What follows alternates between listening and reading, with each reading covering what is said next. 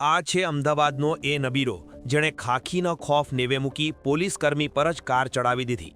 થલતેજમાં એનએસજીની mock drill ચાલી રહી હતી ત્યારે આ યશ સોની નામના યુવકે પોલીસની વાત માનવાને બદલે પોલીસને જ કચડવાનો પ્રયાસ કર્યો અને ત્યાંથી ભાગી છૂટ્યો।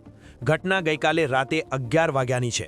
થલતેજ મેટ્રો સ્ટેશન પાસે એનએસજીની મહત્વની મોક ડ્રીલને પગલે બોડકદેવ પોલીસ વાહનો રોકી રહી હતી ત્યારે સરદારસિંહ નામના પોલીસકર્મીએ કાર અટકાવવાનો ઇશારો કર્યો પણ નફ્ફટ ચાલકે કાર ઊભી રાખવાને બદલે સીધી સરદારસિંહ પર ચઢાવી દીધી। હુમલો કરીને ભાગેલા આ શખ્સનો પોલીસે 2 થી 3 કિલોમીટર સુધી ફિલ્મી ઢબે પીછો કરીને તેને દબોચી લીધો છે। ઇજાગ્રસ્ત પોલીસકર્મી સરદારસિંહને હાથે અને પગે ફ્રેક્ચર થતાં હાલ તેઓ હોસ્પિટલમાં સારવાર હેઠળ છે।